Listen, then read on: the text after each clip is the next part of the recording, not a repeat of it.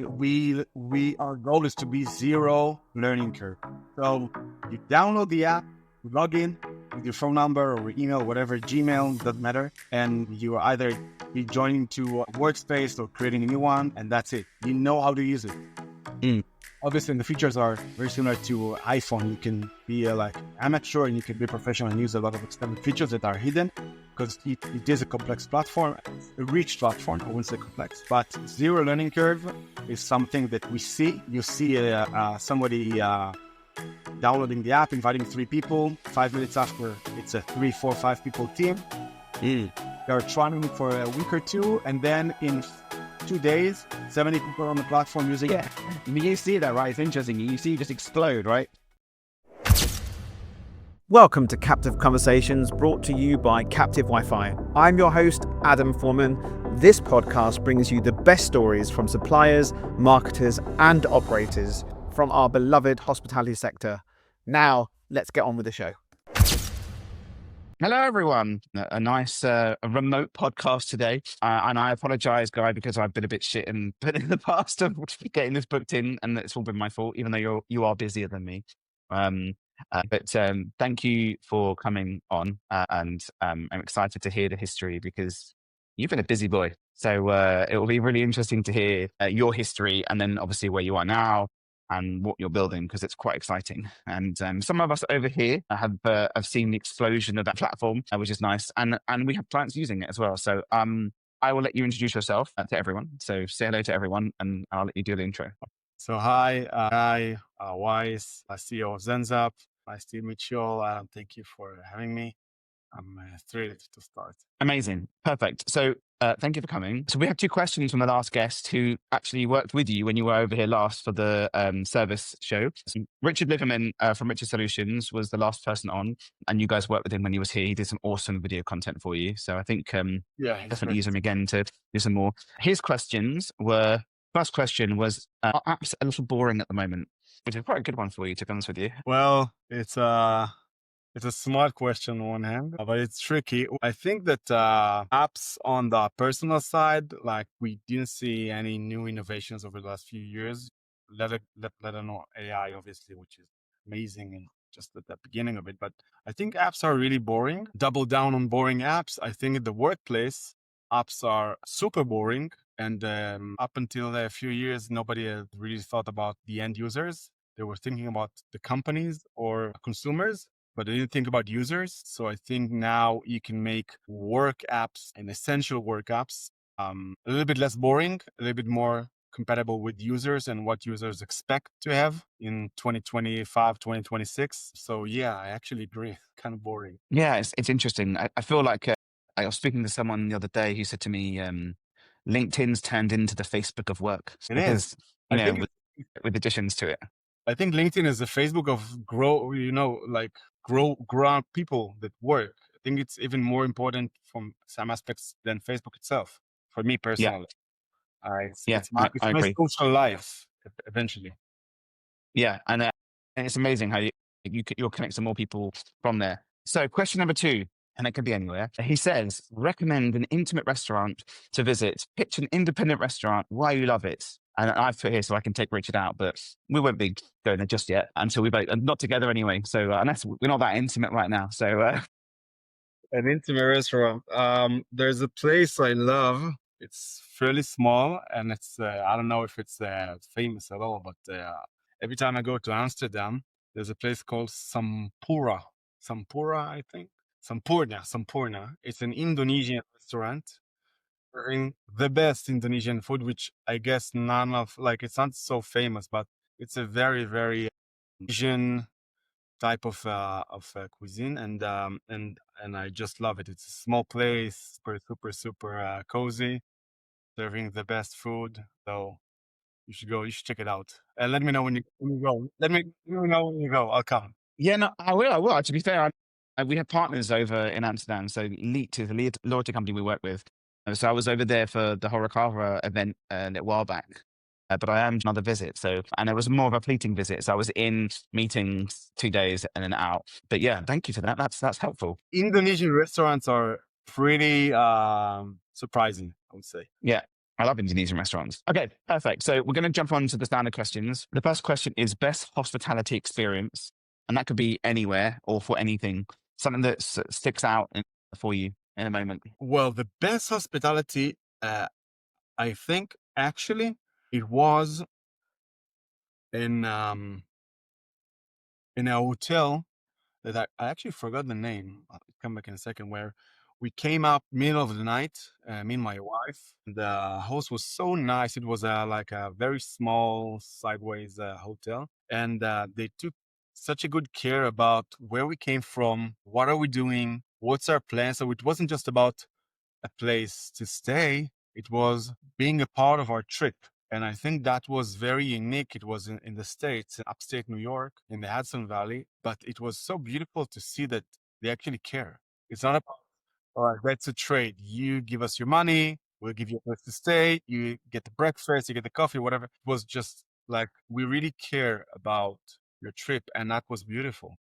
Yeah. Yeah, that is lovely. I think hotels, depending on the ones you have such a greater level of care generally. I mean, you're in America anyway, so customer service is still a little bit higher tier. I mean, higher tier in hotels, but depending on where you go. I love how hotels really do that extra deep dive. They know when you're coming, they know who you are, and they want to look after you. So that's wonderful. That's awesome. So the next question. And unfortunately, no self-noms. It's best hospitality tech, but I think that we can just expand it because you're not just in that sector. But best tech that you've used, not your own tech, unfortunately, but what's one of the best tech platforms you've used? We quite like using hospitality tech, but you can. I'll happily expand it out. I think that for me, it's I think simple. So for me, the entire Google platform with email and calendar, for me, that's like, and Google Sheets is like the best platform that you can use as a simple user when it comes up to work. And obviously it tailors all the needs of an organization. So for me, that's the best tech, let alone with YouTube and all the consumer stuff that they provide. But I think it's just phenomenal. Google Suite is pretty slick. I think it's really interesting. We've spoken to customer partners and customers in the past who have had a fusion of finance teams having to be on Microsoft because they like Excel. So you have this mixed bag, but we've had other partners that we work with who've just taken the full jump and they've forced their finance team to go use Sheets. Like none of this Microsoft Excel stuff. I know you like macros. You can do it on. So they've moved everyone onto. So they're not that two sector, and they are less. I'm selling myself out of a job. Less challenges when it comes to issues because it's all either online or offline, right? And there's no apps that can cause problems. There's no data loss and that sort of jazz. So I think, yeah, you're right. I think the Google platform is pretty slick. I love it when you have like a single source of truth. And I think Access is just like, it feels, even though other platforms, Microsoft, they do have a single source of truth, but with Google, it feels like more natural. So I think Google, great job there. I like that. Okay.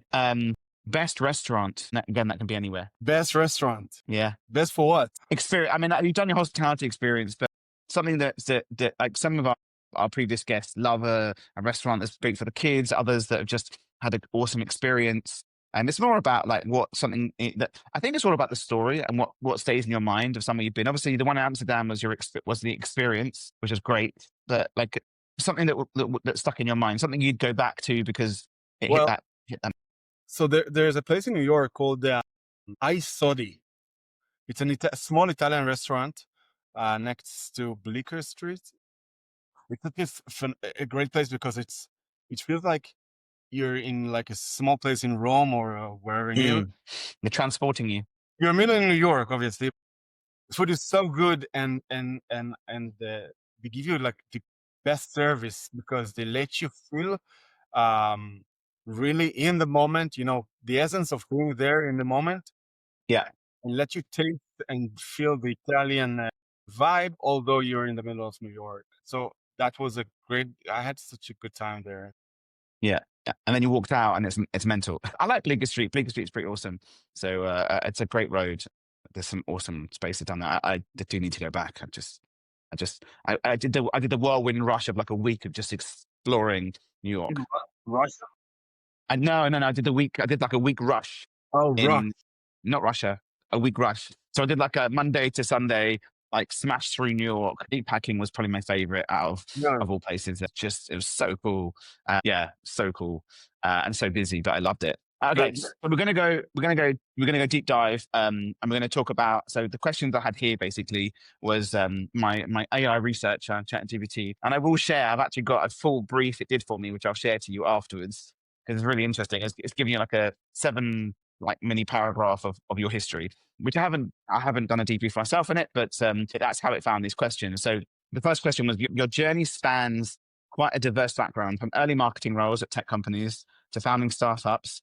Can you walk us through your career evolution? What were some of the pivotal experiences or lessons in those early roles that led you to starting at ZenZap? yeah, that's a great question. So I started basically in cybersecurity for a few years. I was a product and tech guy, and it felt like it wasn't the place for me. Not from the sense of the people that I work with, because they're great. One of them is actually working with me today, is my co-founder, but from a perspective of what are we doing here? Are we always defending or attacking? It's like felt like it's not where I want to be. I moved into the advertising industry. We helped companies like Amazon, eBay, Walmart, like large marketplaces, to really become efficient in long tail advertising their inventories and helping customers to find really what they were looking for. And that felt a bit better for me. We touched, I think, millions of users every month and helped millions of users to really buy their stuff online. And that was great. Mm. I think the lesson I've took is you can really create a product and influence others people's life from your basement. And that's like something that I was like, wow, you can really build something and that can influence others. And you don't need to be like a huge company. You can just start small and grow. So the lesson was you can do whatever you can do whatever you dream of. You should try. Trying was a big not being afraid. That was the best lesson, because we kind of like matched very large companies back in the day, and we've won. It was a fairly small company. I also learned the power of small, dedicated, and smart team versus a lot of people and a lot of communication tax you pay as a team. So I really learned the importance of A players working together on a simple and focused mission. So I think that was my 2 biggest takeaways from my journey. And from that point on, it was all about how do you measure your success? So you have periods in time where you measure success by, for example, money. And so I was 25 when I sold my first company, and it was like a big exit and it was great. And then you are moving into a phase of, I'm going to measure success in a different way, maybe feel more, whatever, connected, more connected to people, more helping others. Now I'm in a phase of, we're trying to build something that is greater than us, that we're going to influence and allow a lot of people solve the communication problems and communication tax they're paying on a daily basis. That's how we want to measure success. We want to measure how many people are actually happy and using the Mm. platform on a daily basis. So I think it's about team, about focus, and it's about how do you measure what's that you're doing. So that was my takeaways. Yeah, I love that. That's awesome. Um, I'll jump on to the next one, basically, which is going to talk about where you are now. So ZenZap is, I use it, I have it. I have clients that use it, which is nice. And you're fixing, I don't like the word problem. I'm not a big fan of the problem, but more recently, over the last 6 months, that word problem is because for me, a problem is an unresolved opportunity, but the problems are things that can't be fixed generally. So I don't like using it. I like using, issue, because then you can resolve it. But there are big problems in communication and compliance and everything. Where did the journey start for ZenZap? Like what was okay, there needs to be something better. Everyone's moaning about something. What was the light bulb moment? Yeah, so it's funny because you have Slack. Slack is a great platform. Started in, I think, 2012, 2009, and became very popular in the tech industry. And I was using that for quite a while as a part of the tech industry. And it wasn't for me. I don't know how to explain it. It was just too complex, too clunky, not mobile first. And I saw when you look outside of this tech industry, nobody's using it. Mm. All lean Yeah, on. it's weird. I see that too. It's so weird. No, it's not weird. You're just wondering why. It's not just weird. It's like why. And then you see everyone leaning on personal messaging apps. They're fast. They're easy to use. Everyone can use it. They're mobile first. There's zero learning curve, like all the app sides. And I think the post-COVID era, where we became more instant on one hand, but more remote on another hand, just blurred all the lines between professional work communication into personal communication, and it all became like a one big blob of things. And that's when I started to realize there's a huge chaos in hospitals, in hotels, in restaurants, in construction companies, in lawyers, like wherever you look, even in tech companies. When you look at the Yeah. marketing team, they're not using Slack. They're going to use, in our case, WhatsApp. Mm. And then you see like those lack of separation, turnover of employees, the ability to, just get ownership over your data as a business owner. Decide that you're not going to be connected as an employee right now, even though that you are online talking to friends. Somebody sends you a message, you see they're online, and then people let go of the blue V's and stuff. So you started to see the mess, and I was started wondering with my co-founders, like, why there's no such thing as something that was built from the ground up for work, but more accessible and easy to use, and people were gonna choose using it. That was how we started the challenge. So I think the enemy that we're facing is the chaos of communication, or those clutterness of communication. I think ZenZap is trying to be like, on one hand, that's where the name came from, Zen, like easy to use, and Zap, very efficient and quick, and not just being messy. So to the point. On that note, what were the other names that were chosen before? I just, because I love hearing, because there's always some interesting like names that are thrown out that if you can share. We started with loop. Okay. Because we said like, well, you have a lot of loops, like a lot of topics. Yeah, you want to close that loop, right? You want to close the loop. You want to have like a closed loop about whatever, this project or that project. And it was a fairly good name, but it wasn't standing out. And I think ZenZap represents a higher degree of a challenge.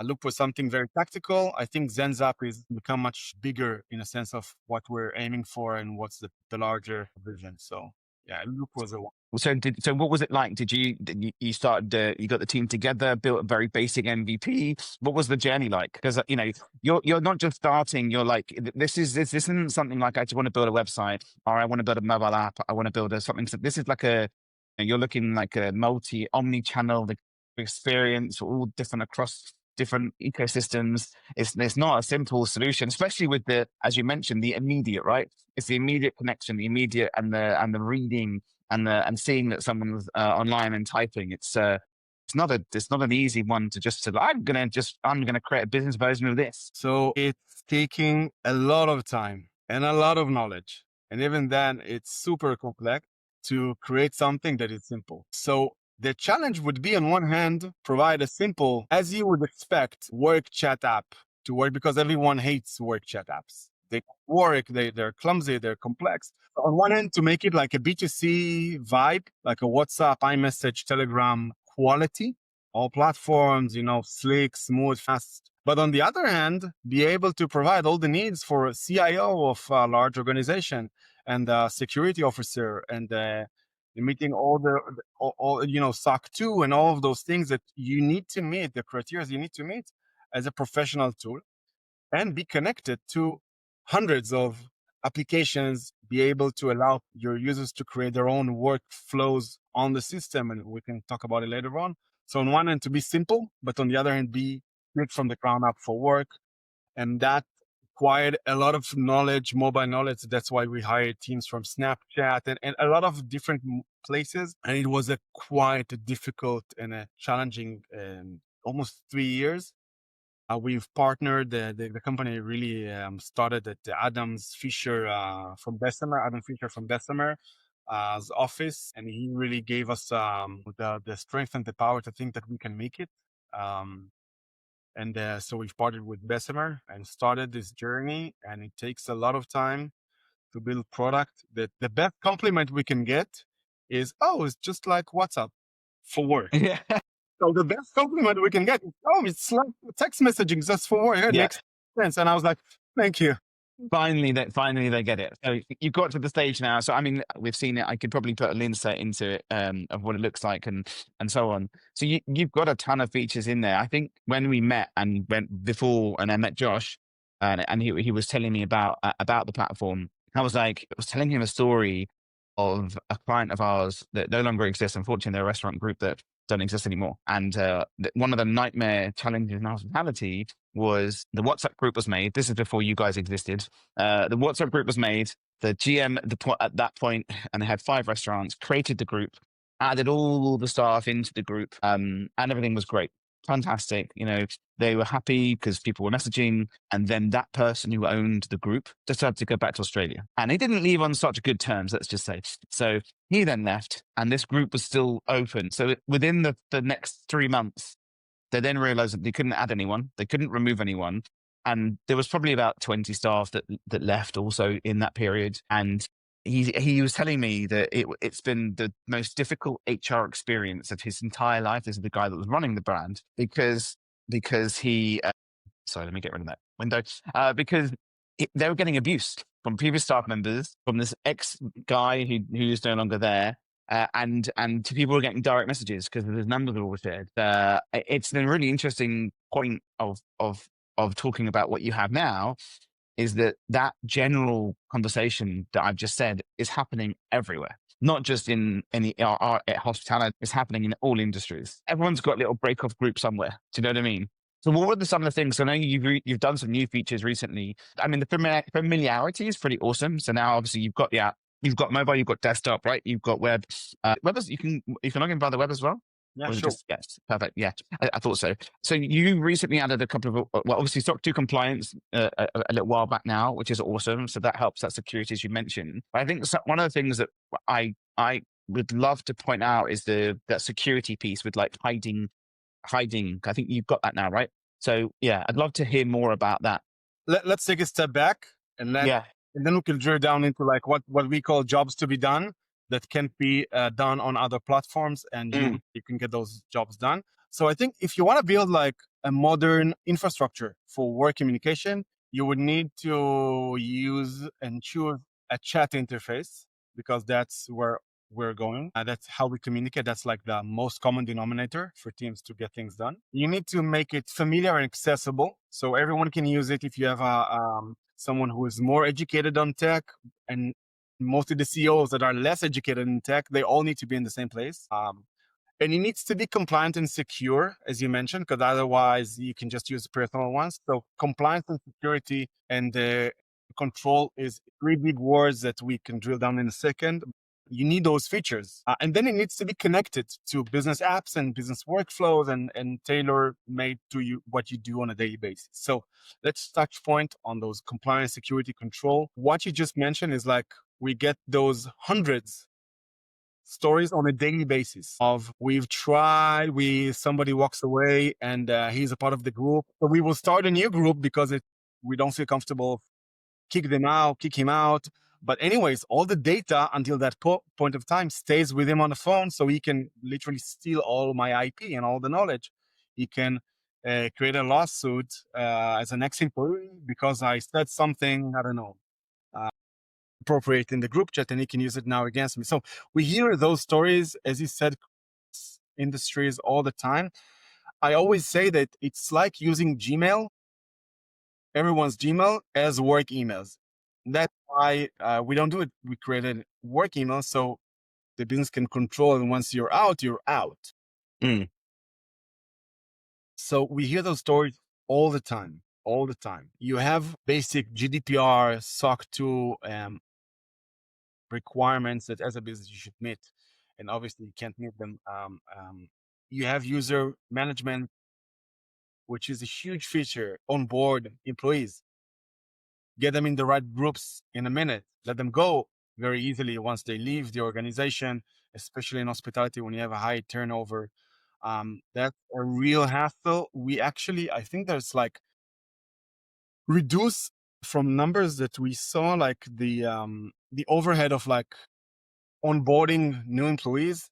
It's like 70% off when people switch to a corporate solution in ZenZaps.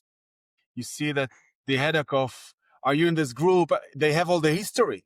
They don't, they don't come with zero knowledge. So they don't ask stupid questions, which, what's the code for the alarm? We've asked it like 10 times over the past 2 months in the group. Don't ask it again. You have the answer already there. So you have a lot of just day-to-day communication tax that you shouldn't pay. And that's just like, very, like really, really, really the beginning of how it looks on a daily basis for a real operative business. Yeah, that's, you were talking about privacy. Yeah.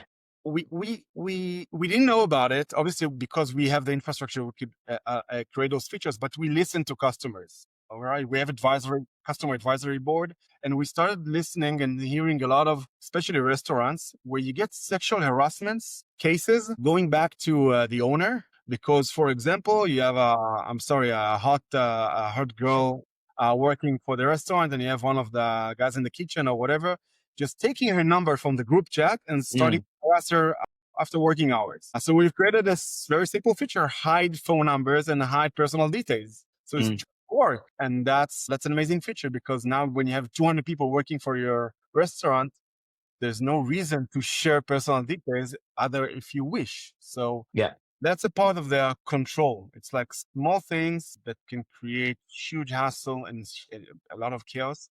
Yeah. I actually use that example quite a bit, the one you just shared, to when I speak to people, because they all resonate with that specifically. There's someone in the company, and they're like, yeah, I think that's not new. We've seen that, we've had to have difficult HR conversations, and then they still have the WhatsApp group. So, there's only so much you can do, because you don't see the communication outside of the group, right? So that's the other thing that it's hard to manage. But it's only touching that point. We had a customer. He had I think it was an Italian restaurant, and one of the cooks just shared the recipes on the group chat because he couldn't come for work, etc., etc. A few months later, one of the guys left the place and opened a new restaurant, and guess what? He had all the recipes. No, that's the IP of the business. Your business. So if he would use an appropriate tool for work communication, the day he leaves, you can just control the data and deactivate his account. So the small things that shouldn't happens all the time. Yeah, I think one of the interesting points to talk about as well is, you mentioned Slack earlier, and obviously there's Microsoft Teams as well. And I think the challenge we've seen in the past, we've actually had a client of ours who have moved from Google to Microsoft, because they had Google and Slack paying an absolute fortune, and now they're all Microsoft ones. And I will be introducing you guys to them, to be fair, because everyone hates Teams in the company. They were having a massive, they're really upset that they don't have something else. And so one of the things that was really interesting, so we have a mutual client. We work with Market Halls there, and they are using your platform as well, with a great uptake in customers. So they are a food hall. These are the challenges, right? So if you have, one of the things that interesting to talk about is when you've got a business, but they don't all work for you, but they work with you. There's that challenge of, well, okay, so I have Slack, I've got to pay for licenses for people because I don't want to give them an email account, but we have Slack now. So you can invite them into Slack. So then they go Slack free, then have 3 months, everything else just disappeared. All these sort of challenges and then Microsoft, great, want to give them Teams, but then they have to pay for a Microsoft account. So they're paying additional licenses. So it's interesting to hear your take on companies that want to grow, want to bring people in, want to communicate with that community, but have challenged because where they are is that I don't want to spend an extra £2,000 a month on license fees for stuff that is much easier. So what's the conversation you guys have when you talk to people about that? So it goes way back to the foundation of the company. We are here to disrupt the team communication industry that is quite of old and lagging behind what we think the appropriate today. And when you say disrupt, you want to give access to a much larger population to those tools. So today you have Slack Teams. There's like Spaceship, where everyone is in the need of having a bicycle. So you need to make it less expensive, more accessible, and that's where we come from. So ZenZap is free. It's a free tool. You can onboard as many users as you wish. You don't have any restrictions on history. We do limit storage because that's just cost us money, but we can look at that history for, I don't know, 5 years. We have many customers from years ago, 2 years ago, that are still using it for free. We just offer, and that's how we monetize the platform. We offer extended features if you want to have extra control or extra privacy or extra whatever or extra workflows. But essentially, we think that every working individual in the world that works for a company or for himself needs to have free to use access to this ZenZap network, professional communication network, and he needs to choose if there's needs for him to pay for something or he could just use it for free. So I think, first of all, the costs, paying 2,000, 3,000 euros or pounds for a communication for a text messaging app, it's just hilarious. So we charge like 10 times the price, and it's not because it's not good as, I think it's better than that. It's just like, it doesn't need to cost that much. It's like comparing Blockbuster to Netflix. Each movie on Blockbuster would cost you $20. Netflix would cost you $3. And that's how they've disrupted the market. Now it's the biggest companies in the world. So it's not about how much you charge, and it's about the business you want to build and the product and the people you want to serve. We want to serve, and we're serving thousands of customers on a daily basis. Plumbers, restaurants, hotels, hospitals, clinics, and they're all just regular people like you and me. And they need to have something simple, easy, fun, inexpensive. So that's how we view it. Yeah. Yeah, it's really interesting. I think we always talk about path to entry. Like we're building tech, right? We have our platform, and the path to entry is going to be easy. And I think that's where some companies struggle with that gate or the barrier to entry. It's got to be simple, right? So I think one of the nice things what you just mentioned is it's you want to start it, just start it. It's there. You can go off, you go use it. And I think one of the things that other companies fail on is that barrier to entry is hard. When we speak to other partners, other platforms we work with, we look at their onboarding process and it's like 3 weeks and so on. And, they're ahead in tech. So the team's got to interject. And that's where we have a sigh. I'm like, oh, you had that company as a company, even as well, when we're signing up for stuff, you want to just sign up and go, right?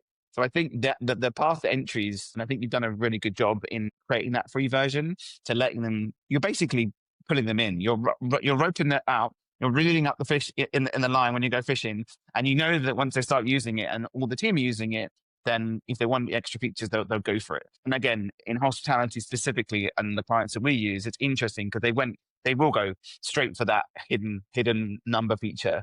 And I think you guys mentioned you can now invite via link as well, so you don't even need to send a mobile number. You can just add people, and I think that's a really nice piece as well. So it's I have to give you kudos for that one, because we always talk about path to entry, and something you've done is awesome. You have implementation phases when it comes to tech, and our goal is to be zero learning curve. So you download the app, you log in with your phone number or email, whatever, Gmail, doesn't matter, and you are either be joining to workspace or creating a new one, and that's it. You know how to use it.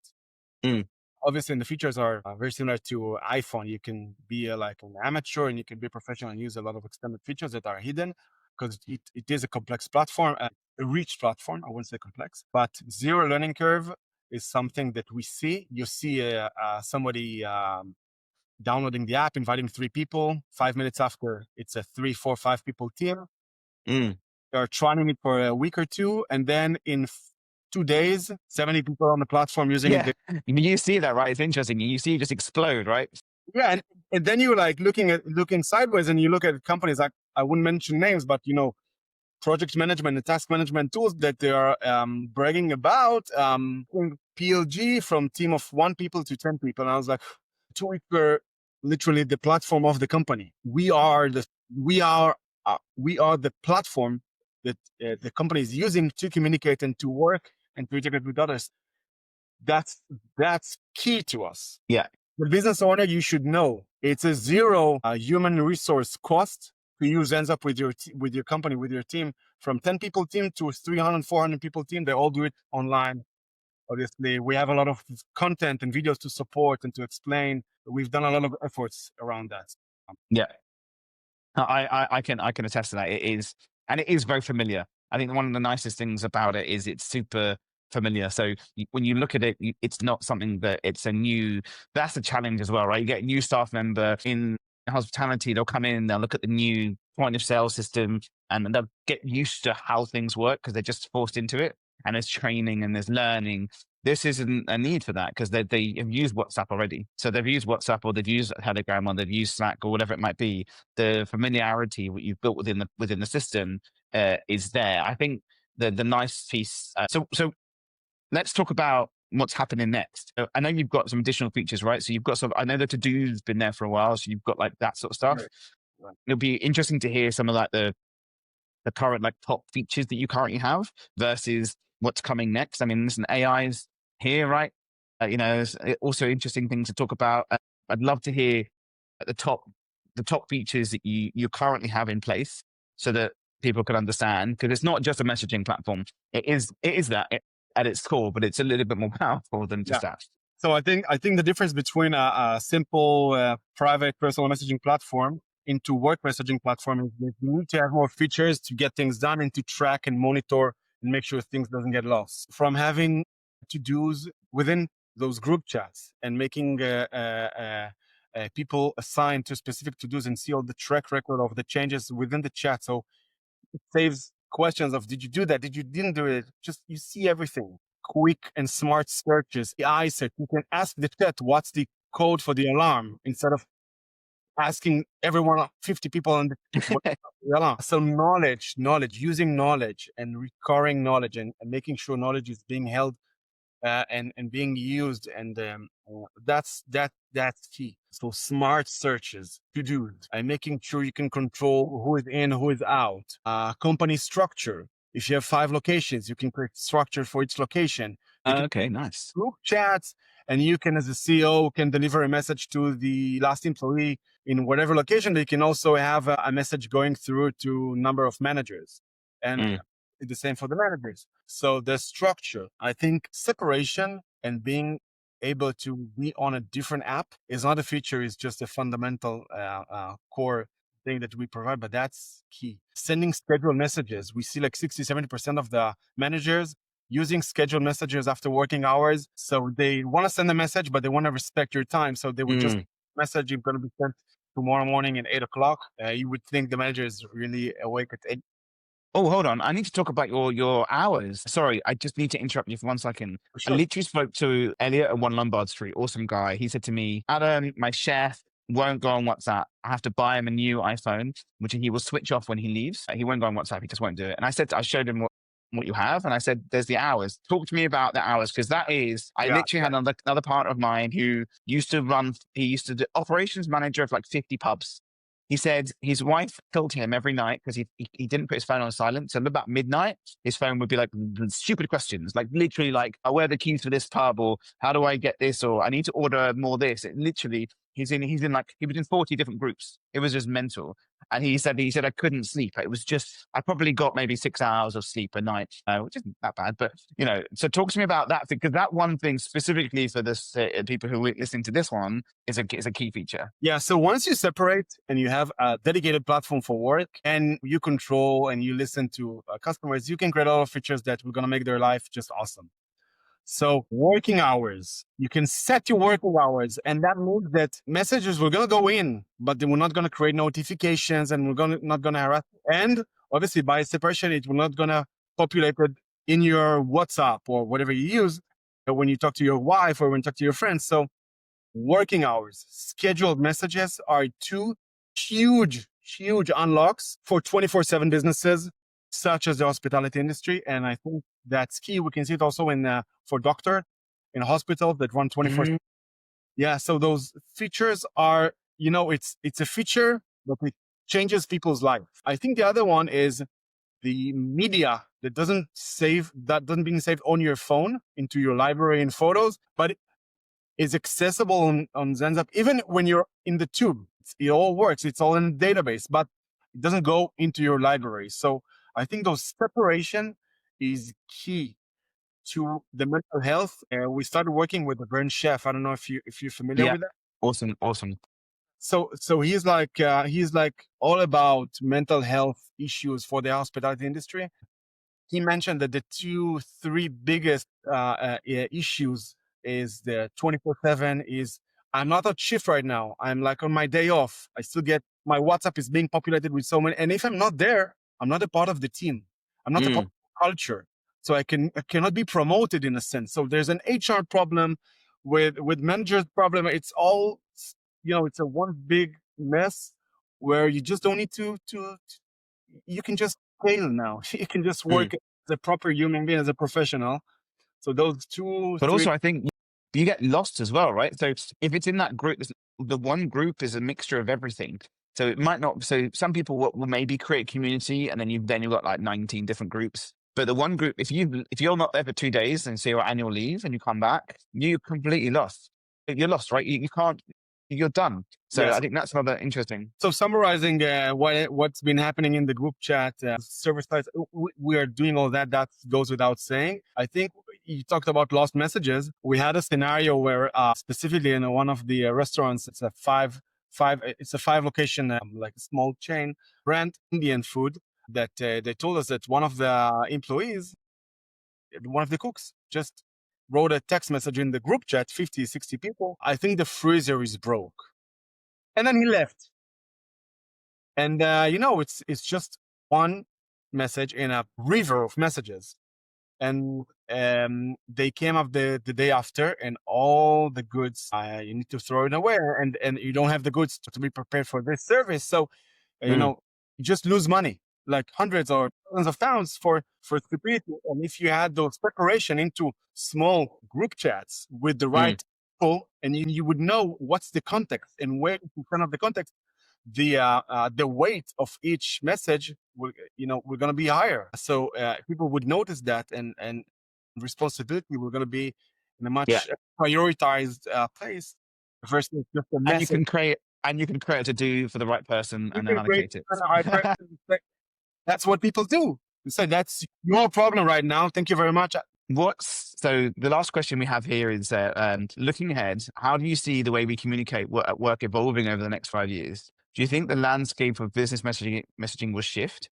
What role do you envision ZenZap playing in the future? It'd be really interesting to hear that, because everything's changing. Like, technology is going super fast now.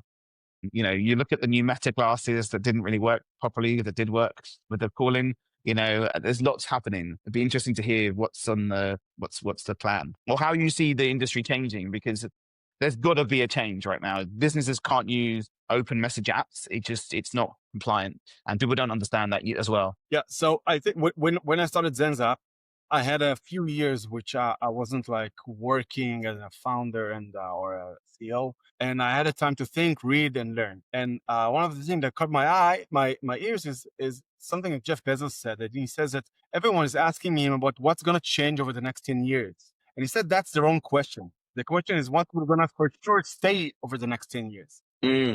And I think messaging and the ability, the way and how people communicate, chat is the interface. With ChatGPT and AI, chat is the interface. I think there's a missing part for something that was built for work, and that's why we've created ZenZap, and that's why we believe ZenZap is the next infrastructure for work communication. But I think chat will going to stay. I think teams are going to be relying more and more on messaging and quick instant messaging. I think the big change will going to be that you are going to have team members that are just virtual. So you have those AI agents that can be a part of the conversation. And I will give you a sense of what I'm talking about. Think about an AI agent, a part of the group chat of all the workers saying, we've just crossed, 500 pounds tip for today. Great job, guys. Continue with your service. That's just a very simple example of how you can take those smart, really large POSs and all of those, sideways siloed softwares and bring them into the day-to-day of the team. Yeah.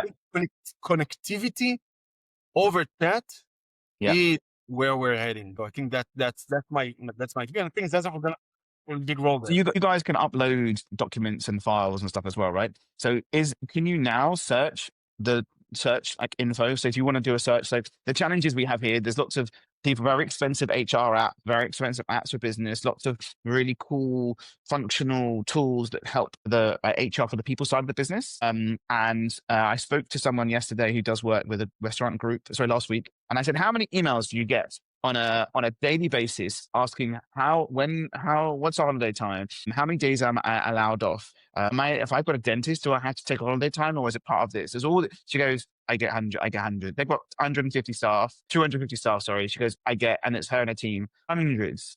If you can upload the company policy and company documents, that will then allow you to just search for that question, right, and find it. So that's a general search. But then moving forward, when you're talking about the AI agents, is that like a virtual team member, HR team member that can research those documents and then come back with the information? It even goes further than that. For example, we see between 15 to 16 to 17 touch points for every individual that wants to change shift.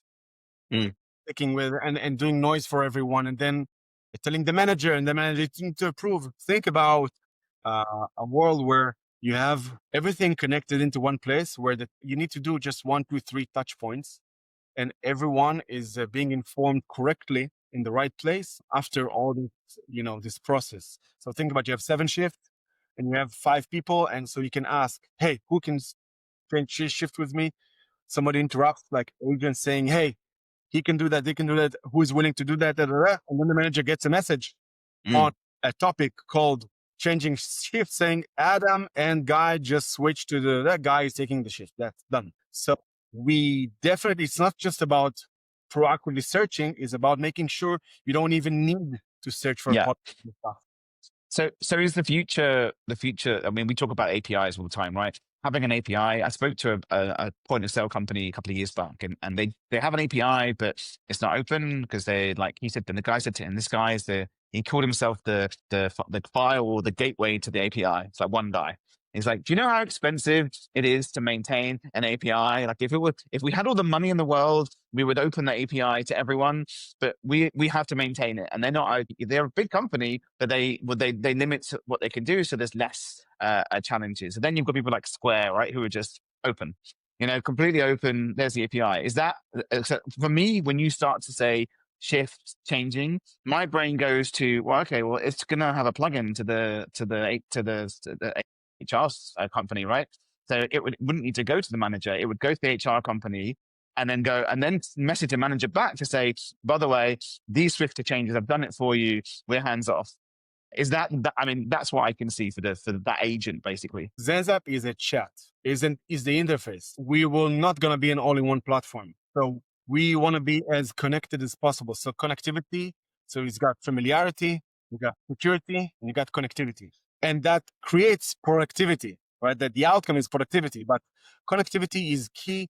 Opening the API, we have a very comprehensive yet simple to the user platform that you can customize how the message for the employee is going to look like once some API call is made or whatever. So you can get notifications for the tips and for the end of cashier and the hospitality industry, and shift was changed and whatever it is, but it's all us being connected. Connectivity, and I think in generally speaking, companies that would not be a part of this journey of being connected to others, I think they have a limited horizon. Yeah, they're totally limited. It feels a bit like community. Like we talk about connectivity, but it actually feels like building a community. The app, having general messaging is one thing, having WhatsApp is one thing, but having the platform to be able to do more, it feels like you're building a community within the company. So it's safe. It's a safe place. It has all the information you need, yeah, it's. I feel like I think you need a little bit of info about building a community and a safe place, because those two pieces have come to my mind immediately from what you were saying. Is you are building a community within your business rather than just messaging first, right? It's a community and it's a safe place for that, because you've got control. So it's really interesting, super interesting. I have a line where I say, today you have a disconnected path between your data and your dialogue within an organization.